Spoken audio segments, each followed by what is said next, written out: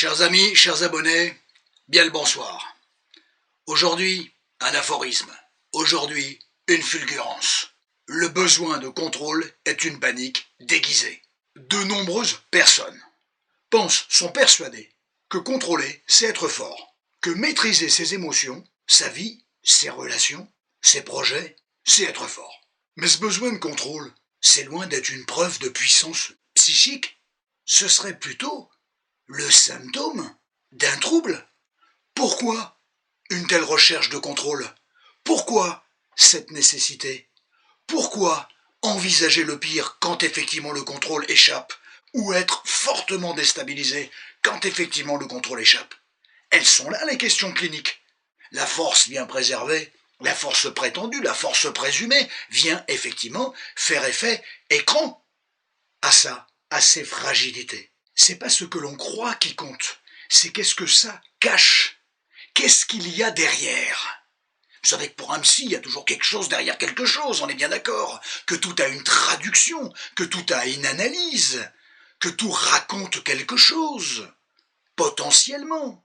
Mais dans le potentiel, quand tu commences à creuser, tu trouves plein de trucs. Et c'est ça qui est bien foutu. Il faut être content de ça. C'est pas déshabillant, c'est pas perturbant, c'est expliquant. C'est clarifiant. Est-ce qu'effectivement, donc, cette recherche de contrôle permanente n'est pas le révélateur d'un état de panique profond, d'un état de panique profond? Une panique invisible, bien évidemment. Une panique qu'il faut recouvrir. Une panique sur laquelle il faut mettre un mot qui est extrêmement fort de manière à ce qu'on n'ait pas envie d'aller voir ce qu'il y a en dessous. Au-dessous du mot fort, tu te soucies pas de ce qu'il y a dessous. C'est pas parce qu'il y a 1 kilo d'or sur un château de cartes qu'on ne va voir que le kilo d'or. On va surtout voir que ce qui est en dessous, le socle, va s'effriter, s'effondrer. Peu importe ce qu'il y a au-dessus. Le contrôle, c'est une stratégie. C'est une pure stratégie. Derrière la perte de contrôle, il y a une peur que le château de cartes dont je parlais tout à l'heure s'effrite. Que quelque chose devienne friable. C'est anxiogène. Du moins qui peut sembler friable pour la personne qui met le contrôle en place. Qui bien souvent d'ailleurs s'impose à lui. Il ne s'en rend même pas compte. Ça rassure celui qui le met en place. Mais pourquoi ça te rassure? Parce qu'il y a un doute. Quand t'es bien dans tes pompes, t'as pas besoin de te rassurer. Vous saisissez la mécanique. Le contrôle, c'est une tentative de barrer la route à l'imprévu. Mais à la limite, j'ai presque envie de dire, on va tout prendre en effet revers. Pourquoi l'imprévu est aussi dérangeant? Ça dépend de l'imprévu, bien sûr. Mais effectivement, il y a des imprévus qui peuvent être utiles. Il y a des imprévus qui peuvent être intéressants, structurants. Ça dépend ce qu'on en fait, ça dépend comment on les regarde, ça dépend comment on les appréhende, ça dépend comment on les reçoit. Mais bon nombre de personnes, et notamment qui sont dans le contrôle, tout sauf l'imprévu. Ce que la personne tente d'éviter dans le contrôle, ce n'est pas simplement le chaos extérieur, le désappointement, le désarçonnement, mais une forme de confrontation à une fragilité intérieure. Contrôler, c'est souvent fuir une angoisse archaïque. Derrière le contrôle, qui peut être obsessionnel aussi d'une certaine manière, derrière effectivement ce besoin de contrôle, il y a une anxiété qui est derrière, qui construit d'ailleurs ce désir de contrôler, de se rassurer. Si le cadre se fissure, le sujet il a l'impression qu'effectivement il va avoir un mal fou à exister par lui-même, à avoir, je ne sais pas, ça dépend de la problématique, c'est casuistique, à avoir une valeur, à avoir une consistance, à avoir un rôle, une fonction, une place, je ne sais ce qui est en jeu chez chacun. Si t'es à peu près serein, t'es pas dans le contrôle. T'essayes de bien gérer ton affaire, bien évidemment, mais t'es pas dans le contrôle. Il y a une différence entre la gestion et le contrôle. Il y a une énorme différence. Mais en tout cas, cette personne ne veut pas que ça se voie, qu'il y ait une fragilité. D'où, effectivement, le contrôle et d'où se croire fort. Voilà. Si quelque chose n'est pas parfait, c'est pas un problème. Vous jouez pas votre vie si, effectivement, il y a un truc qui vous échappe. Vous n'êtes pas en danger. Apprenez à vous rassurer. C'est pour ça que je vous parle d'anxiété. On sent bien, il y a quelque chose qui, effectivement, qui est là, qui est présent, qui est larvé.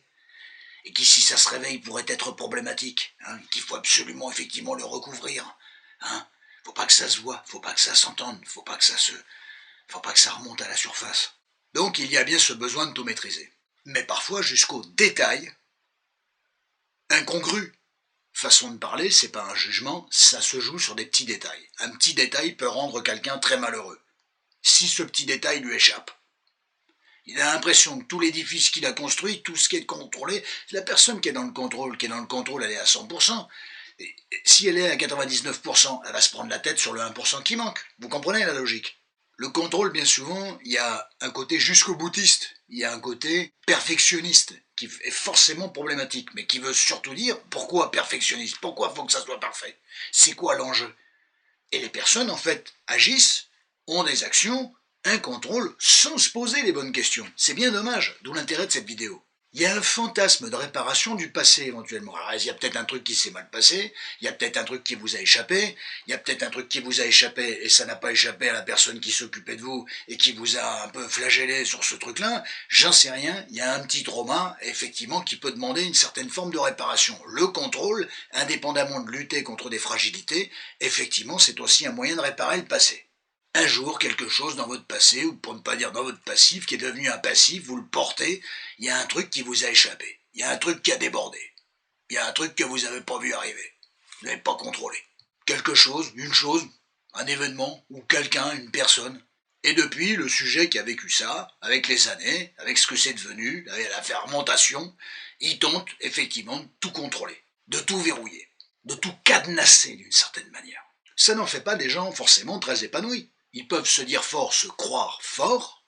D'abord, celui qui est fort ne le dit pas qu'il le sera, c'est toujours celui qui a un doute qui dira « je suis fort ». Celui qui est fort, qu'est-ce que ça veut dire être fort? Qu'est-ce que ça veut dire être fort? Celui qui est fort ne dira pas qu'il l'est. Il le démontrera éventuellement le cas échéant, mais il n'aura pas besoin effectivement de rameuter les troupes pour dire je suis fort, je suis fort, je suis fort. C'est comme quelqu'un qui va dire je suis en confiance, je suis en confiance, je suis en confiance. Ben, si tu étais vraiment en confiance, tu passerais pas ton temps à le dire. Vous comprenez ça, les contresens dans lesquels l'être humain est, et notamment dans l'exercice de la communication. Comme si, de manière assez obsessionnelle, de toute manière la personne qui est dans le contrôle est quand même très obsessionnelle d'une certaine manière, il faut que chaque chose soit à sa place, et le fait que chaque chose soit à sa place, ça ne va pas réveiller l'anxiété, ou le souvenir, ou le trauma, ou je ne sais quoi. Voilà, à partir de ce moment-là, effectivement, je vais pouvoir me poser un peu. Le problème, c'est que les gens qui sont dans le contrôle, ils se posent jamais. Se poser, c'est une expression que je n'aime pas d'ailleurs, hein, ça fait réifiant, hein, ça fait objetisant. Mais cette stratégie de contrôle, de l'hypercontrôle, elle échoue forcément. Et d'une, elle ne fait pas de l'être humain un être épanoui. C'est un préfabriqué, qui ne tend que dès le lendemain ou une seconde après d'être remis en cause, remis en question, et qui est tout aussi friable. Si ce n'est plus, plus un système tient et plus on pourrait dire il se renforce, mais on pourrait aussi dire que plus un système tient et plus à un moment donné il va se casser la gueule. Plus on contrôle, d'ailleurs j'insiste aussi sur une chose, plus on s'épuise. Imaginez l'épuisement mental que ça représente, la charge mentale que représente le contrôle. Le contrôle d'ailleurs devient un cercle vicieux. Voilà, un enfermement, une boucle, un étau qui enferme plutôt que d'être sécurisé réellement. Ici, il ne s'agit pas d'apprendre à perdre le contrôle, parce que c'est pas possible. On passe pas effectivement du tout au tout, comme ça, en claquant des doigts, en ayant lu un livre ou en ayant vu une vidéo. C'est pas la question. C'est de raisonner effectivement sur des actions, parce qu'elles demandent, elles méritent effectivement réflexion. À quoi ça correspond? C'est la question du sens. On ne fait pas quelque chose par hasard, ça a forcément du sens, ça explique quelque chose, ça raconte quelque chose. Outre le jeu de questionnement, mais effectivement de ne plus faire du contrôle quelque chose de paroxystique, capital, incontournable. Il y a peut-être d'autres modalités de fonctionnement, une autre lecture, un autre regard. Apprivoiser l'incertitude, le pire ennemi de celui qui est dans le contrôle, ça peut être intéressant. J'ai dit apprivoiser, j'ai pas dit du jour au lendemain tu gères et tu maîtrises. Ce sont deux mondes. Apprivoiser effectivement l'indéterminé, c'est le faire rentrer petit à petit dans votre vie, et quand il va se présenter, effectivement, ça n'aura pas le même effet. Ça ne prendra pas le même essor dans la vie de la personne qui contrôle et dans sa vie psychique particulièrement. Et dans ses actions, a fortiori. Là où il y a du flou, il y a de l'humanité. Là où il y a du vivant, il y a du mouvement. Mais parfois, indépendamment de tout ça, lâcher prise, ce n'est pas forcément renoncer. C'est apprendre à fonctionner autrement, à regarder les choses autrement. Et ça n'empêche pas de les questionner. Personne ne vous demande de renoncer, en tout cas certainement pas moi. Je vous éveille sur un jeu de questionnement qui pourrait être bigrement utile, et surtout si vous souffrez de votre propre contrôle. Et si vous avez l'impression de ne pas en souffrir, méfiez-vous du pourquoi vous vous dites non, j'en souffre pas, j'en souffre pas. N'oubliez pas que plus vous dites je ne souffre pas de quelque chose, et plus il pourrait être possible, ça s'appelle une dénégation, c'est freudien ça, c'est un mécanisme de défense psychique. Effectivement, plus vous êtes dans la dénégation, dans le fait de croire quelque chose, et plus c'est son inverse qui pourrait occuper le terrain en soubassement. Cesser de contrôler, ou du moins réduire sa capacité de contrôle, c'est commencer à respirer. J'espère vous avoir intéressé. Prenez tous un immense soin de vous. À très bientôt. C'était une intervention très courte, mais néanmoins structurante et néanmoins limpide, incisive. Et ça, c'est très bien. Il n'y a pas besoin des fois de rentrer dans un immense détail. On en reparlera peut-être éventuellement de tout ça. Il y a bien trop longtemps que je n'avais pas parlé du contrôle. Prenez tous un immense soin de vous. À très bientôt.